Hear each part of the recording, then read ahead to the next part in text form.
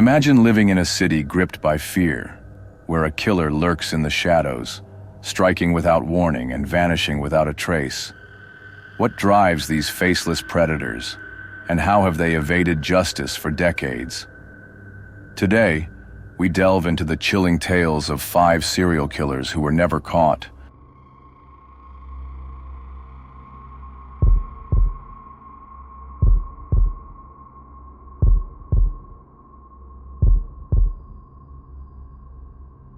Our first entry is perhaps the most infamous unsolved serial killer case in history. Operating in Northern California during the late 1960s and early 1970s, the Zodiac Killer taunted police and the public with cryptic letters and ciphers.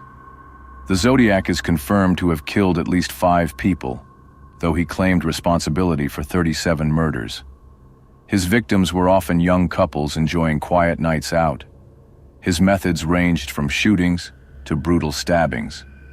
The chilling hallmark of the Zodiac's crimes was his coded messages sent to newspapers, which often included cryptic threats and boasts. Some of these ciphers remain unsolved to this day. Despite numerous suspects, including Arthur Lee Allen, DNA evidence has never definitively linked anyone to the murders. Lee Allen was known for his obsession with cryptic puzzles and disturbing behavior, but a handwriting comparison ruled him out as a definitive suspect. Others, like Richard Gaikowski, fit aspects of the profile but lacked substantial evidence. Speculation about the killer being a military-trained individual or a teacher adds to the intrigue. Some believe the Zodiac faked his death or is still alive in anonymity.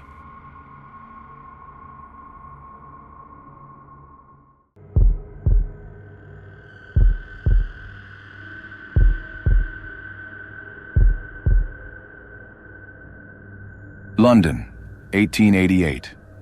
The foggy streets of Whitechapel became a hunting ground for one of history's most terrifying killers, Jack the Ripper. His gruesome murders sent shockwaves through Victorian society, highlighting the era's stark inequalities and igniting widespread fear among its residents. Newspapers capitalized on the hysteria, spreading sensational headlines that turned the case into a grim spectacle. Jack the Ripper killed at least 5 women, all of whom were sex workers. His murders were marked by horrific mutilations, suggesting a deep understanding of human anatomy. The crimes exposed the harsh realities of life in East London, shedding light on the poverty, overcrowding, and desperation that plagued the area. Women in Whitechapel lived in constant fear, and the Ripper's ability to strike undetected underscored the inefficiency of law enforcement at the time.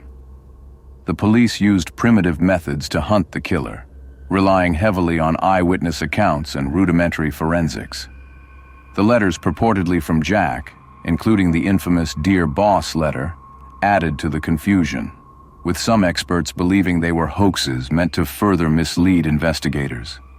Over 100 suspects have been proposed, including royal family members, doctors, and even women. Modern DNA analysis has suggested a Polish barber, Aaron Kosminski, but the evidence remains inconclusive.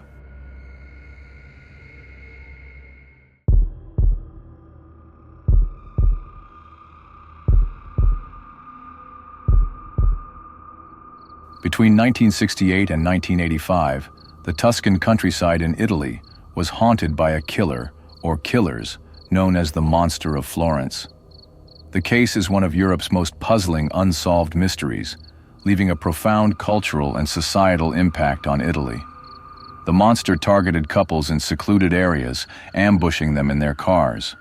The killer would shoot the victims and often mutilate the female victims post-mortem. The monster's fixation on removing reproductive organs led investigators to suspect a ritualistic or sexual motive. The surgical precision of the mutilations hinted at the possibility of a medical or anatomical background.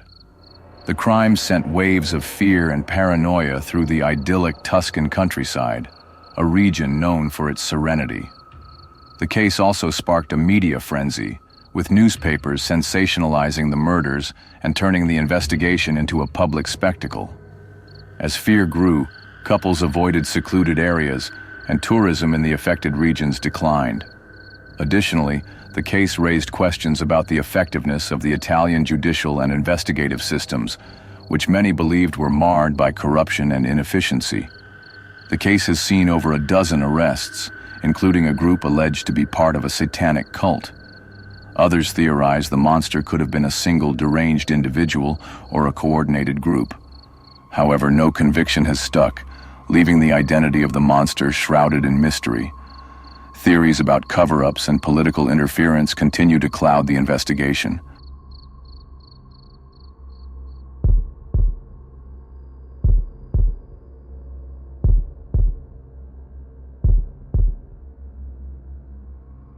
Austin, Texas, 1884.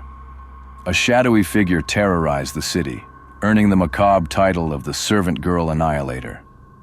This killer is believed to be America's first documented serial murderer. Over a year, 8 people were brutally murdered, most of whom were young African-American women working as servants. The killer attacked victims in their homes, using axes or heavy objects to bludgeon them. The sheer savagery of the crimes and the intrusion into victims' homes set this killer apart. Some victims were dragged from their beds into the yard for further mutilation. This case marked a grim turning point in American criminal history, as one of the earliest recorded instances of serial killings in the country. It highlighted the racial and social disparities of the time, as the authorities' slow response was criticized for reflecting biases against the African American community. The case also demonstrated the limitations of 19th-century investigative techniques. Some suggest the killer fled to England and later became Jack the Ripper, due to similarities in method and timing. Others believe the Annihilator was a local with a deep-seated rage against women. The connection between the two cases, while tantalizing, remains speculative and unproven.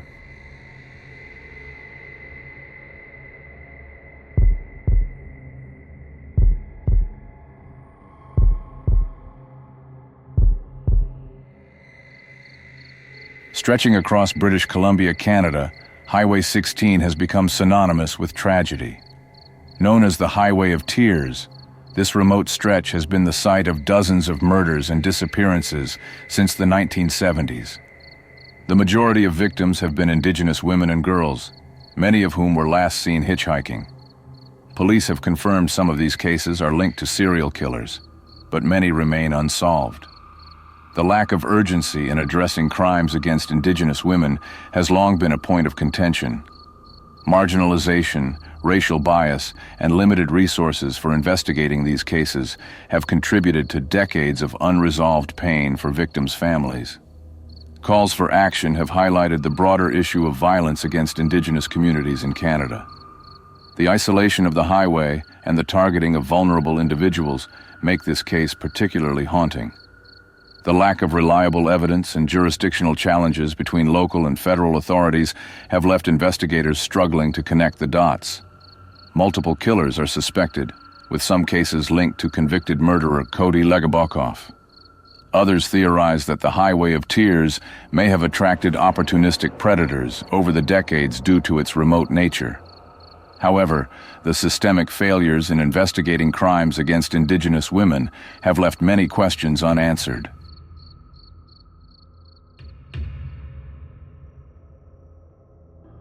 From cryptic ciphers to forgotten highways, these killers have left a chilling legacy of fear and unanswered questions.